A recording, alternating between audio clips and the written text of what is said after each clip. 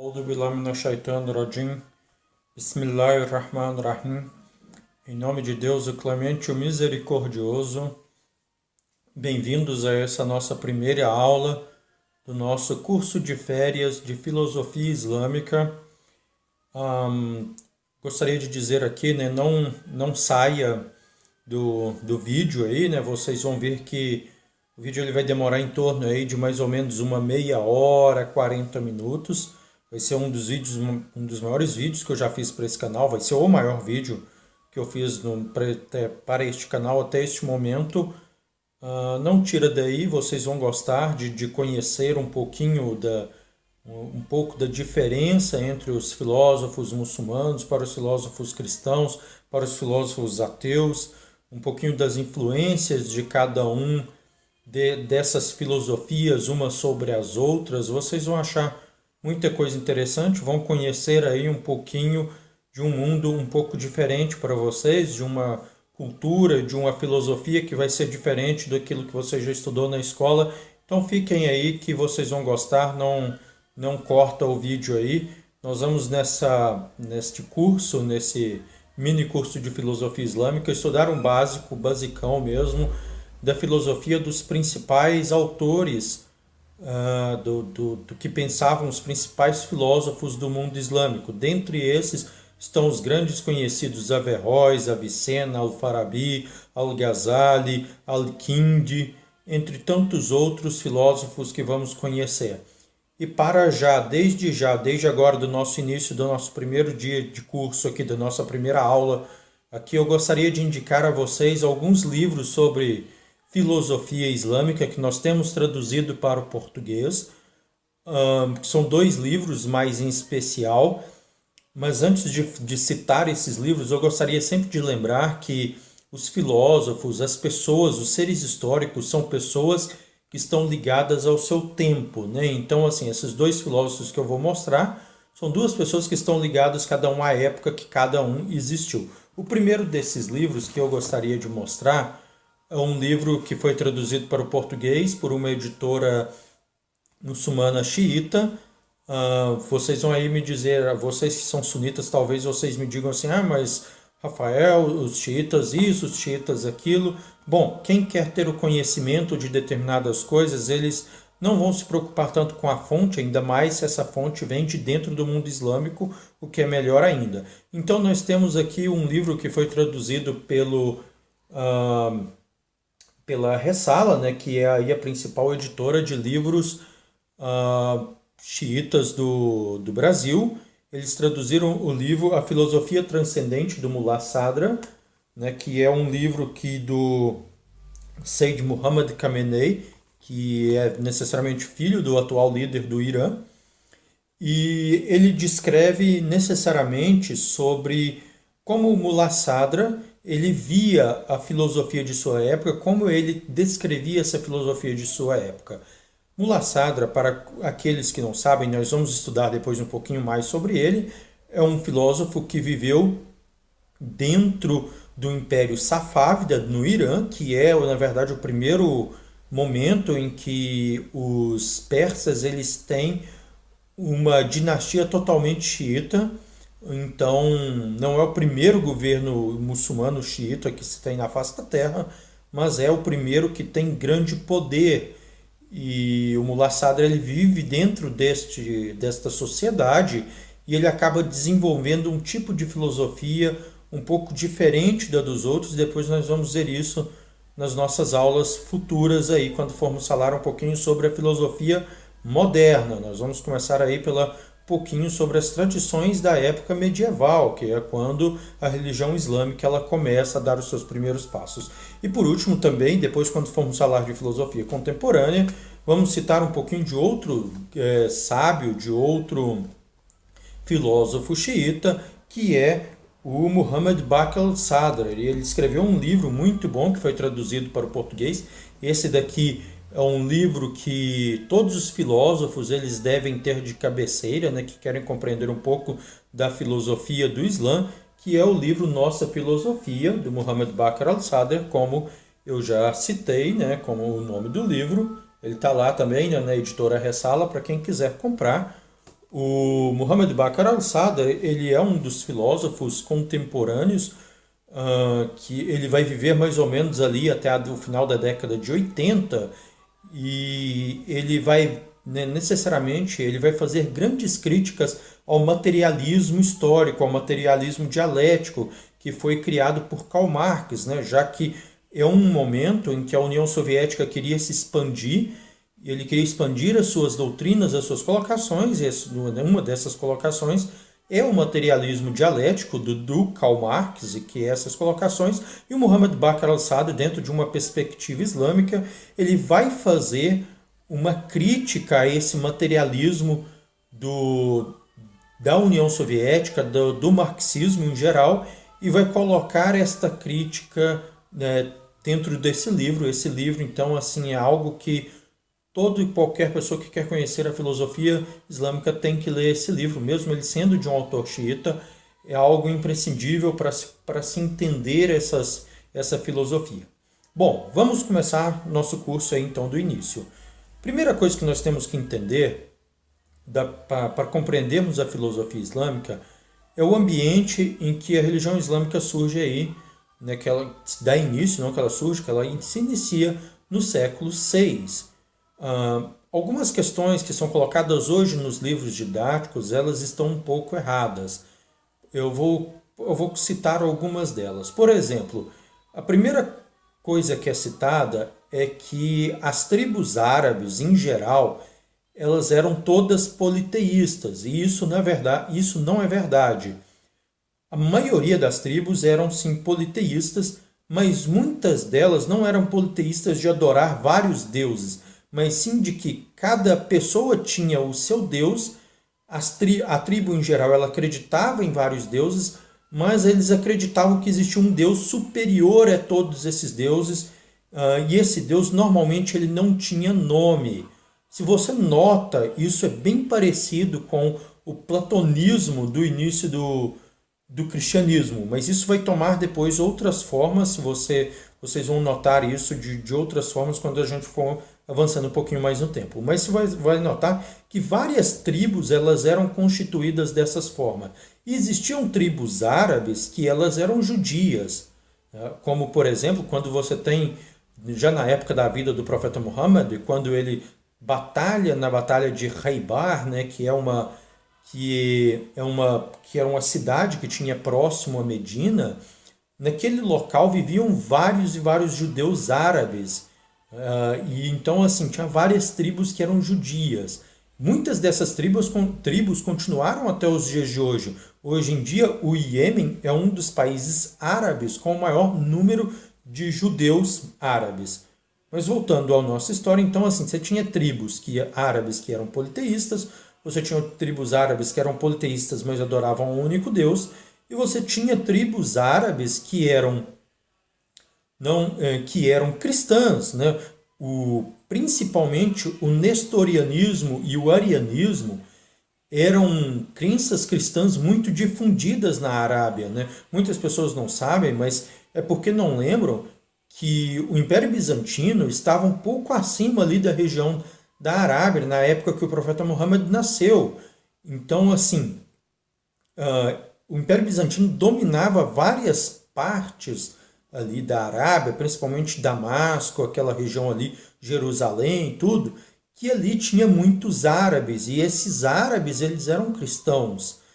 E os árabes de Meca, eles costumavam fazer muitas caravanas de idas e vindas com Damasco, com Jerusalém, tudo. Então havia um contato muito grande entre cristãos árabes e os politeístas árabes. Então, assim, Meca era uma cidade que ela borbulhava de todos os lados de crenças, por assim dizer. A tribo do profeta Muhammad era uma tribo politeísta, mas tinha-se conhecimento em toda aquela região dessas histórias que vinham do cristianismo, do judaísmo. Então, quando a religião islâmica ela vem a existir, ela começa a reinterpretar essas histórias que já existiam, né? E aí, através da revelação do profeta Muhammad, ele vai começar a colocar essas histórias já sobre uma nova perspectiva, sobre um novo campo de visão, que era aquele campo de visão da sociedade na qual ele vivia. Então a religião islâmica ela surge ali no século VII, com o profeta Muhammad, né, tendo as suas revelações, tendo as suas colocações sobre aquele mundo. Então ele vai começar a ensinar algumas questões que estavam necessariamente de sua vida naquela época, daquilo que ele via. Então ele necessariamente ele vai ser um profeta, como se prediziam os livros judaicos e os livros cristãos, né, e vai também, né, dar essas novas interpretações a essas histórias que estavam contidas nesses livros, né? Ele vai, através da revelação, nessas colocações, através da revelação que ele recebe, ele vai colocar essas reinterpretações e vai colocar isso para a sociedade árabe. A sociedade árabe, que lembramos, era uma sociedade politeísta, dali de Meca, era uma sociedade muito forte na questão do politeísmo, que por causa disso vai perseguir o profeta, vai lutar contra ele, até que mais ou menos 10 anos após todas essas lutas, após a fuga dele de Meca para Medina, que é quando se inicia o calendário islâmico, ele volta para Meca, reconquista Meca e estabelece ali o Estado Islâmico, o primeiro Estado Islâmico da história da humanidade. Não entendamos com tem a ver com esse grupo aí, né? A gente fala o nome Estado Islâmico, se pensa naquele grupo, não tem nada a ver, é um Estado que é regido pelas leis muçulmanas, então a gente chama de um Estado Islâmico, mas, né, vocês conseguem compreender aí.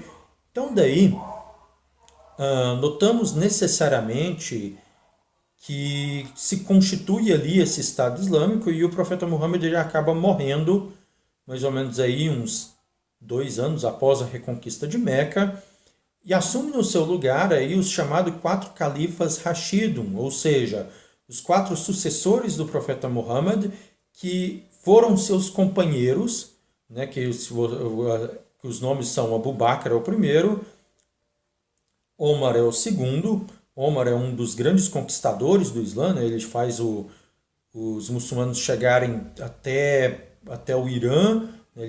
Ele derruba o Império Persa, ele derruba parte do Império Bizantino, né? Ele conquista Damasco, conquista Jerusalém e conquista uma grande parte do Egito, toma tudo isso da mão dos bizantinos na época.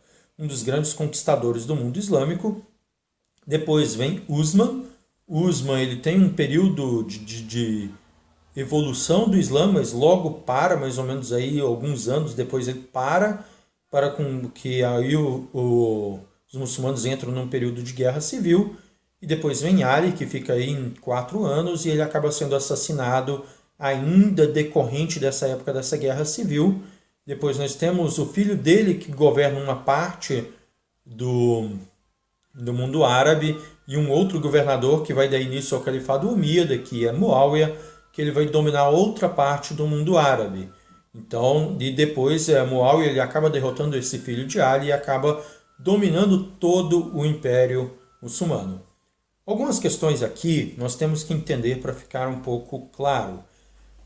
Durante essa época que nós temos aí do Califado Rashidun e do Califado Omíyada, que é, na verdade, ali assim, o período de tempo até 750, até o ano 750, que o Islã ele vai se expandir, né? Você lembra aí que o Islã ele vai acabar chegando mais ou menos nessa época até a Índia, e no ano de 711 vai ter conquistado toda a Península Ibérica, os muçulmanos, e ainda um pouco tempo depois eles vão conquistar a Sicília, na Itália, né, que parte hoje da Itália, a ilha da Sicília, fica também aí cerca de mais ou menos uns 500 anos nas mãos dos muçulmanos. Então o que vai acontecer? Vai ser uma grande época de expansão do mundo islâmico.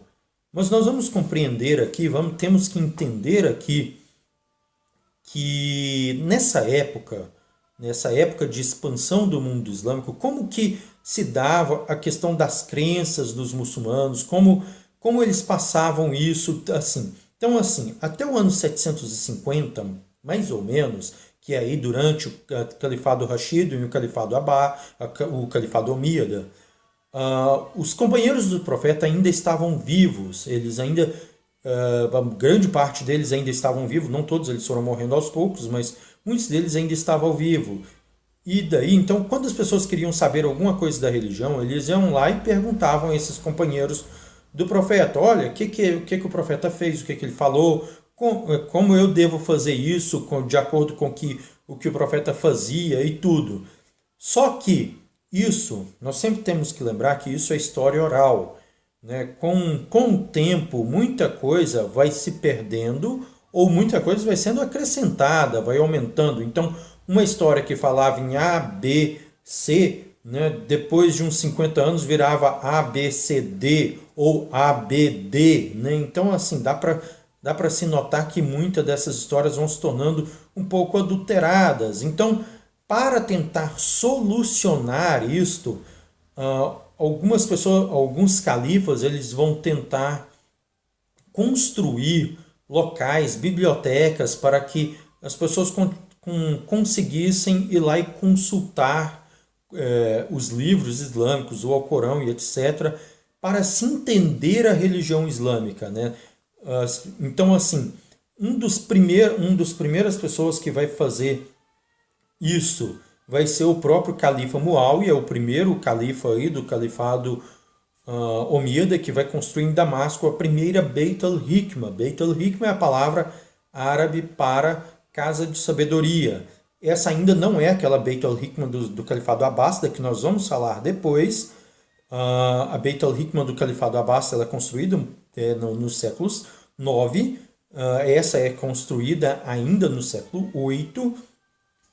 E, na verdade, essa Beit al-Hikma de Muawiyah era só uma biblioteca onde ele guardava vários livros, sejam de várias línguas diferentes, tratando de vários assuntos diferentes, ele guardava ali, e era mais uma biblioteca para acesso da elite. O povão mesmo não tinha muito acesso a essa biblioteca.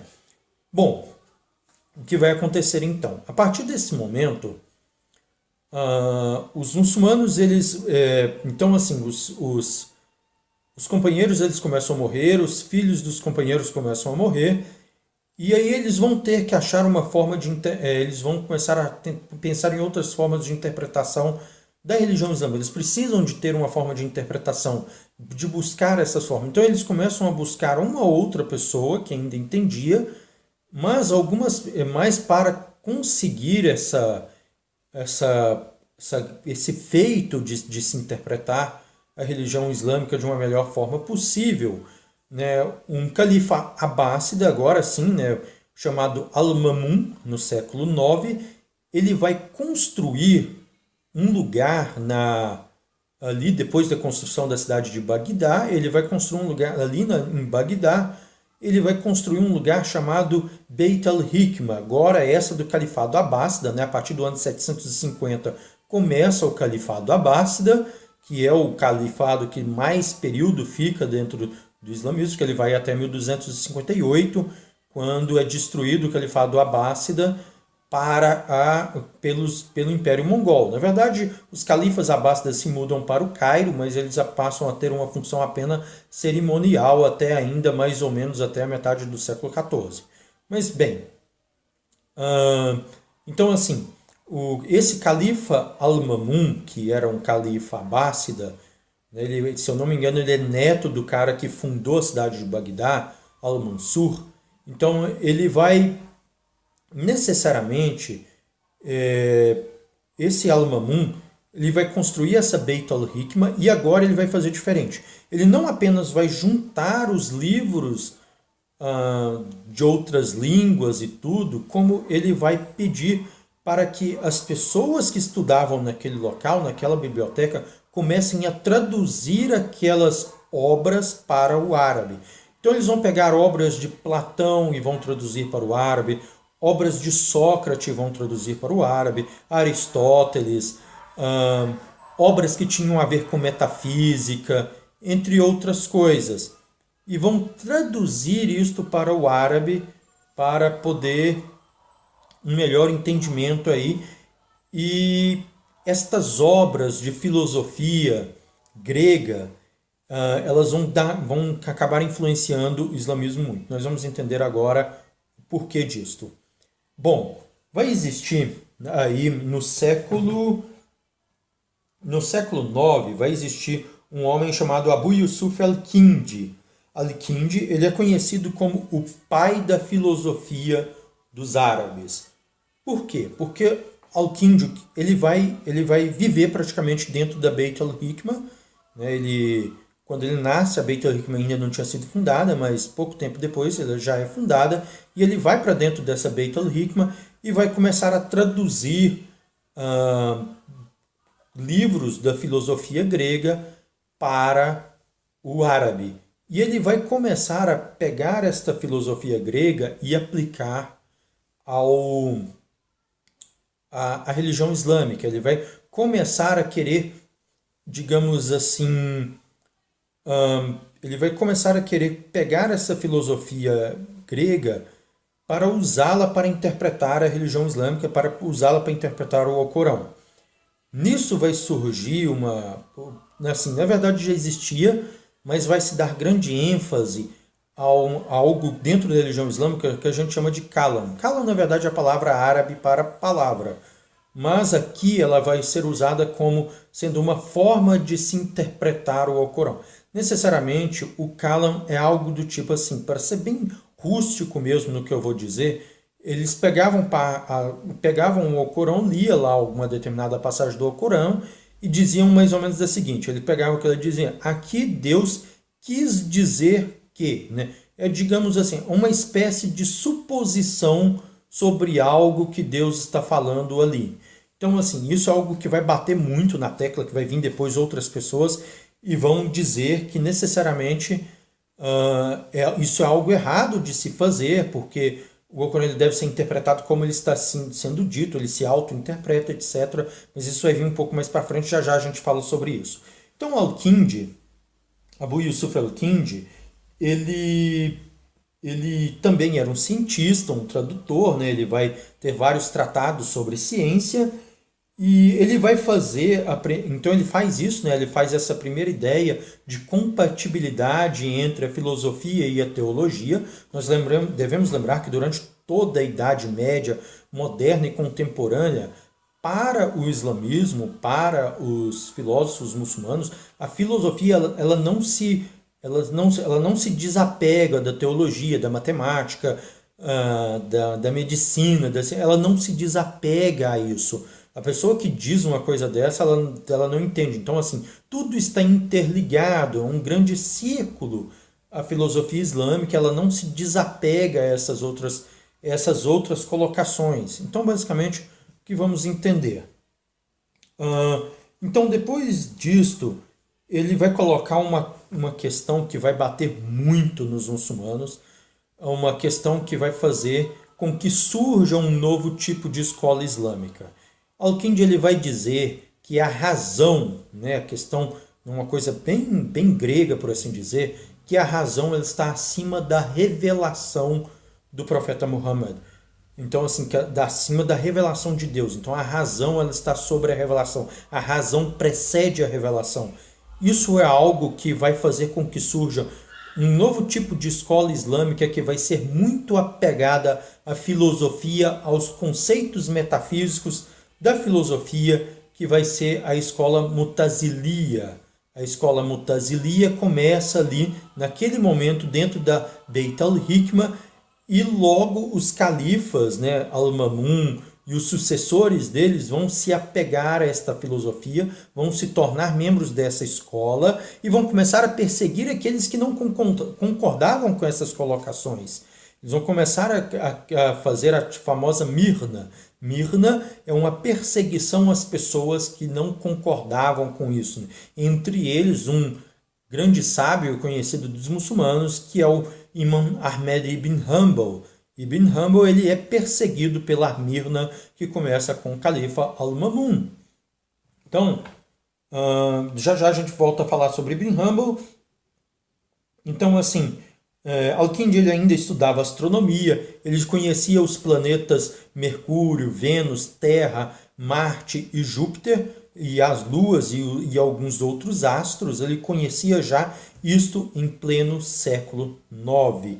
Nós estamos falando numa época em que o cristianismo ele está fazendo com que muitas pessoas na Europa não conhecessem isso, mas os árabes já conheciam esses planetas muito, muito, muito antes.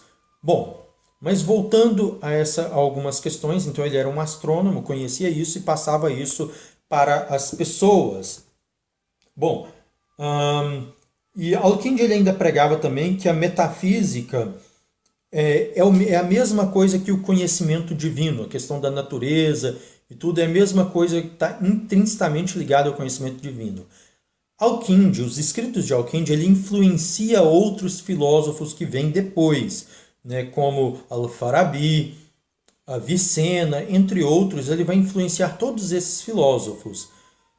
Porém, esses outros filósofos que vêm depois, eles vão dizer que, mas isso a gente vai estudar depois, no nosso próximo vídeo, eles vão dizer que, que necessariamente a natureza de Deus e a metafísica estão separados, porque a natureza de Deus é pura e da metafísica não. Então ele vai dizer que isso é separado. Para Al-Kindi era junto. Então a metafísica era junta com o conhecimento de Deus, com a própria natureza de Deus. Então você pode ver que necessariamente eles estão usando toda uma filosofia grega para se interpretar a revelação islâmica e, logicamente, colocando a razão sobre a revelação. Não vamos esquecer disso daí. Bom, Ibn Hanbal vai surgir nessa mesma época e vai criticar os Mutazilias. Ele vai dizer, ele era contra o Kalam, contra essa questão de se colocar, dizer que Deus queria dizer alguma coisa. Ele era contra todo esse uso da filosofia sobre o islamismo. Ele queria voltar a épocas mais antigas, de interpretações do Islã mais antigas, uma restauração do Islã mais antigo, e acaba sendo perseguido por causa disso. Uma das coisas que Ibn Hanbal ele vai ser contra a explicação racional, ele vai ser contra a metafísica, isso daí nós já entendemos. Depois vão surgir duas escolas islâmicas que vão fazer um equilíbrio entre essas duas partes, tanto os Mutazilias como aqueles que estavam com Ibn Hanbal, os Hanbalitas. Então ele vai tentar fazer uma tentativa de equilíbrio. Então eles vão colocar que é a escola Ash'ari e Maturidi. Essas duas escolas, Ash'ari e Maturidi, exatamente, eu estava conferindo ali no meu caderno, elas vão colocar que a revelação e a razão elas estão no mesmo patamar. Eles vão usar o Kalam apenas para, digamos assim, entender as tradições do Islã, mas eles não necessariamente vão usar para tudo. E vai ser contra várias questões colocadas pelos Mutazilias quanto à natureza de Deus e etc. Bom, eu espero que vocês tenham compreendido até aqui, tenham gostado dessa nossa primeira aula. Eu vou deixar aqui embaixo na descrição aqui do vídeo um artigo que eu traduzi sobre os Mutazilitas. É um artigo muito bom, está no meu blog. Lá vocês vão ter mais informações sobre os Mutazilitas. Eu espero que vocês tenham gostado do vídeo. Eu espero vocês na nossa próxima aula do nosso cursão de férias aí sobre filosofia islâmica. Assalamu alaikum warahmatullahi wabarakatuh e até a próxima.